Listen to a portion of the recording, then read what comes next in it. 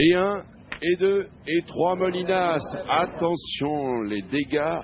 La famille Molinas a encore frappé. Ben Mamour, Louis ont fait sensation, une journée de folie après avoir écarté le champion marseillais Eric Bartoli. Ils ont éliminé sans coup férir les Malgaches dont Jean Jackie Randrianan Drassana, champion du monde en 98. Bref, ce fut une journée formidable pour les Molinas.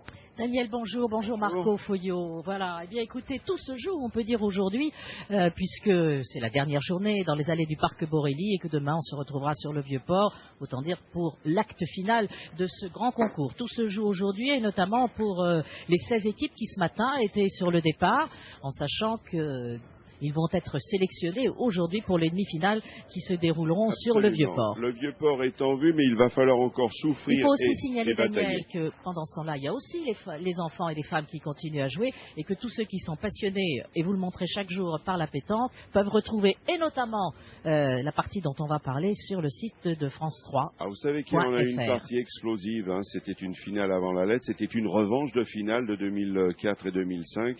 On vous a quitté à 10-6 avec Quintet face à Passo, 2 artistes. On va les retrouver, on vous l'avait promis.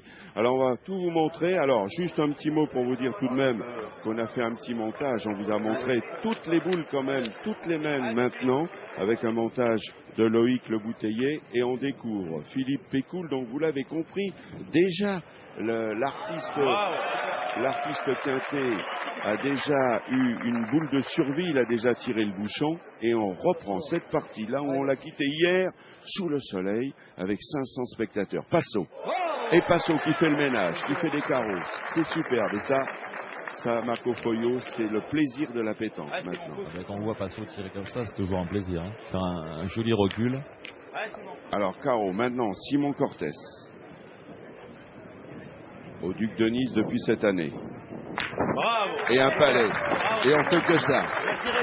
On fait des carreaux comme on enfile des perles. Regardez le bonheur. Va bien. 7e mène. 10-6. Jean-Pierre Daudet, le pointeur par excellence du parc Borelli. Mais là il est court. Il a mal tapé. C'est grave quand même. Il a mal tapé.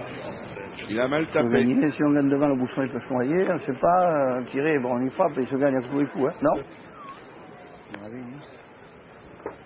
Non, tout à l'heure on a fait la frappe, on a perdu 6. C'est le jeu. Voilà, un bouchon, un coup. Bien joué, le petit Forel. Alexandre Forel, 25 ans. C'est sa 2e Marseillaise.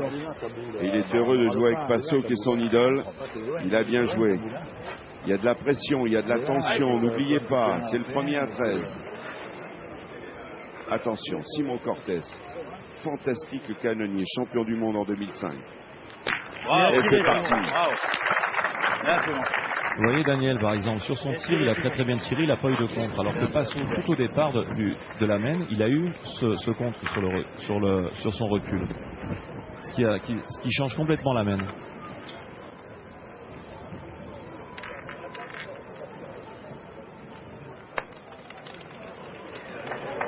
Ça roule, il l'a fait beau. Bien joué, Passo, bien.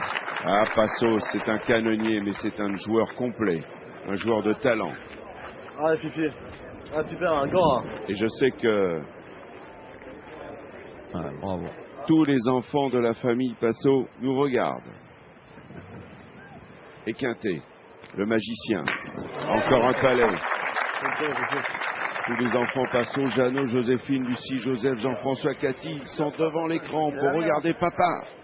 Eh oui, ce champion qu'elles aiment, et on les comprend. L'autre elle est devant là-bas. On fait 3, fait 10-9. C'est vrai. Si on tire bien 2 fois, on peut passer. Mais... Et voilà, vous entendez, on échafaude les stratégies, on est au cœur de cette partie de champion. Ils ont décidé de pointer. Ils ont fait ce choix de pointer. Pécoul. Bien fait, bravo. Oui, bravo. Pécoul rajoute, bien. Pas mal. Ah, c'est là le matin.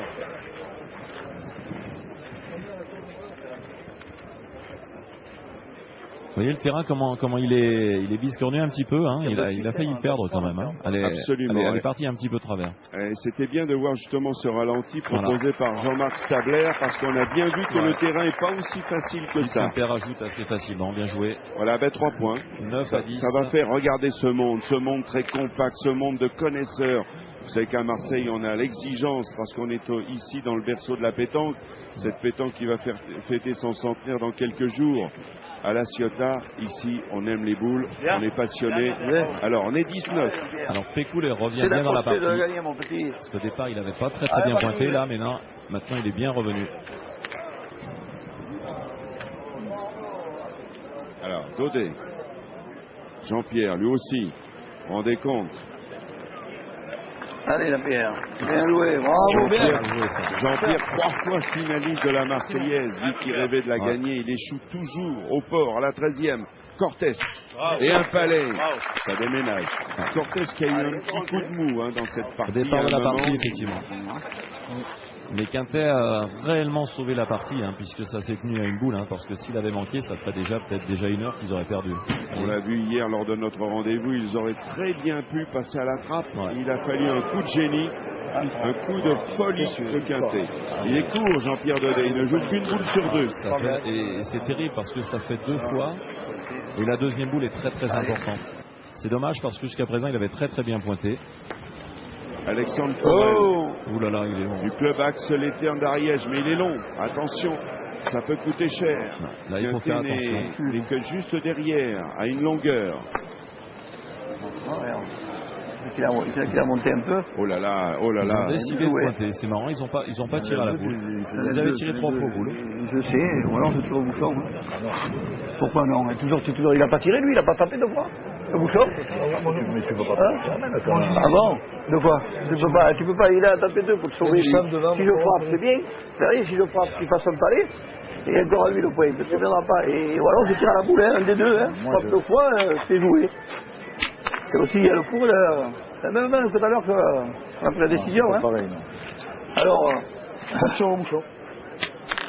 Et oui, et voilà, ça c'est du grand Passo. Parce que ça, Passo, c'est pas forcément le meilleur des stratèges, mais il est convaincu qu'il peut le faire. Son pote Quintet l'a fait, il n'y a pas de raison qu'il puisse pas le faire. Et vous allez voir, il n'a qu'une boule pour le faire. Quintet en avait 2 un peu plus tôt, mais il n'en a qu'une. Il n'y a pas de joker. Il faut taper le bouchon, sinon il est mal. Sinon il peut perdre. Regardez, ça c'est un coup de champion, ça c'est les coups qu'on aime. Mais ça c'est du grand Passo, comme on l'aime. On retrouve le grand Passo des années 90-2000. Voilà, super. Et regardez, et vous avez vu ce petit geste sympa, parce que Quintet, lui aussi, il le connaît bien, parce qu'ils ont été champions du monde ensemble. Et puis, vous voyez, c'est le geste d'un champion à un autre champion. Et tout spontanément, Quintet est venu le féliciter. Allez, on attaque une autre main, celle-ci est comptée pour du beurre, parce que Passo a fait le nécessaire. On attaque la 9e. Rien n'est dit, rien n'est fait. C'est une partie exceptionnelle, une partie de haut niveau, une partie de champion. C'est le jeu, C'est le jeu. Allez, tu peux gagner si tu accostes bien. Tu aurais eu, non? Très important, on vous l'a dit, on vous le redira, on vous le répétera à la Marseillaise. Le point est capital. C'est important de gagner le point là. 9 à 10, il faut faire l'effort, Jean-Pierre. Il est long. Il a reperdu le point. Non. Elle est pas mal quand même. Voyez-le moi. Ah ouais, bien joué, la pierre. Tu sautes un petit coup, tu... Allez, c'est difficile de gagner. Allez, si on vient, c'est toi. Ah, Passo. Alors, Passo va passer à l'offensive. Toutes les boules ont une importance capitale désormais. Juste une casquette, mais elle est partie. Il a fait une casquette, effectivement. Mais la boule de Pécoul est toujours en jeu quand même. Elle est sur le côté. Toutes les boules comptent, on vous l'a dit. Pécoul, 2e boule. Et il fait la reprise. Lui aussi, Philippe Pécoul a eu un début un petit peu timide hier matin dans cette partie importante. Lui qui fait partie de la boule Florian. Qui a gagné la Marseillaise avec Suchot et Quintet en 2004 et 2005. Passo. Oui, c'est parti. Il n'a pas fait passer. Il n'a pas fait courir comme il aurait voulu. Parce qu'il a tapé, hein, c'est sûr, regardez le ralenti. Mais regardez où elle va sur la droite de votre écran. Elle est là dans le jeu. On vous le dit pourquoi? Parce que vous avez entendu le capitaine Quintet, c'est un renard, c'est un rusé, c'est un expérimenté. Il a dit à Simon, on passe à l'attaque. Eh bien oui, parce que là, maintenant, il suffit qu'il frappe 4 boules et qu'il fasse 2 petits palets dans le cadre pour qu'il gagne. Allez, Simon Cortés, important. Ça va, bien. Elle est partie. Alors là, par contre, la boule de Cortés est sortie. Alors là, ça va être... Alors, la boule de Cortés est sortie, faisons le point. Ils ont 2 points par terre. Il y a 2 points par terre, exactement. On regarde maintenant. Allez, Simon. Alors, Alexandre l'a gagné, il n'a pas fait merveilleusement beau, mais la question ne se pose plus, parce que de toute façon, en face, on est résolument à l'attaque. Simon Cortés. S'il fait un petit carreau, ils auront 3 points par terre et 2 boules quintet contre 2 forelles. C'est sa deuxième Marseillaise pour Cortés. Ne l'oublions pas, l'an passé, pour sa première, il avait perdu contre Passo, donc pour lui, c'est sa revanche. Bravo. Il est resté, regardez sa boule, elle est restée derrière, ils en ont 3. Alors, ils ont 3 points. Alors 2 possibilités pour eux. Il n'y en a pas 3, il y en a 2.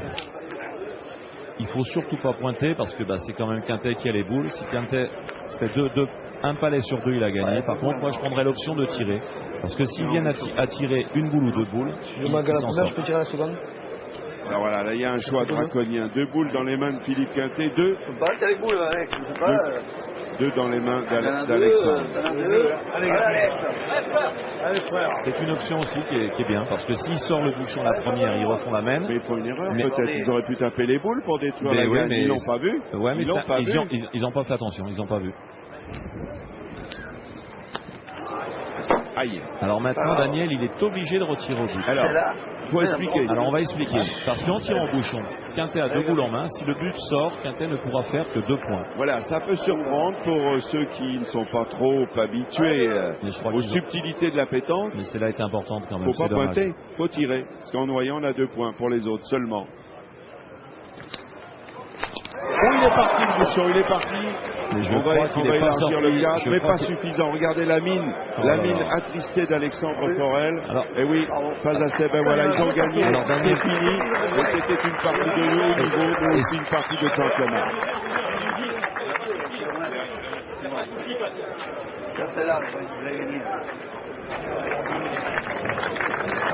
Vous savez, j'ai été 2 fois champion du monde avec Passo, donc on a connu des moments extraordinaires, des moments forts. Donc quand on se rend compte que ce soit la Marseillaise ou ailleurs, il y a un tel respect que la partie est obligée de bien se passer. On a envie de gagner, c'est normal, mais perdre contre lui, ça ne me gênerait pas. Et d'ailleurs, mon rêve maintenant, ce serait de gagner une fois la Marseillaise avec lui.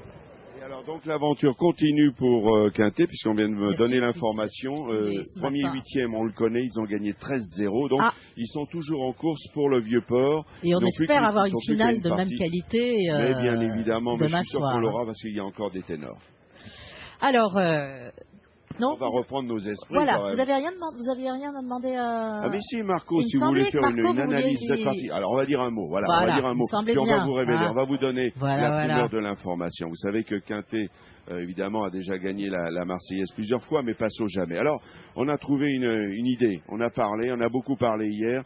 Alors, Marco est en course à la recherche de sa 7e étoile pour qu'il soit à la hauteur de Pisapia. De Pisapia, ça va arriver. Alors, voilà, Marco, faut pas l'espérer. C'est pas cette année, mais bon. L'an prochain, vous allez jouer avec Passo. Et oui, ça va surprendre, mais on s'est décidé. Il s'est passé beaucoup de choses entre nous ces derniers temps. Et Passo, hier, je crois qu'on a vécu un grand moment d'émotion. C'est ce qu'on voulait vous entendre dire. On va les retrouver l'année prochaine. Ça fera un grand plaisir aussi à Michel Montana. Voilà, pour la 47e, on aura déjà 2 joueurs, vraiment 2 cracks. Et vraisemblablement, ils vont garder le petit Alexandre Forel qui a du talent. Pourquoi pas. Voilà ce qu'on pouvait dire.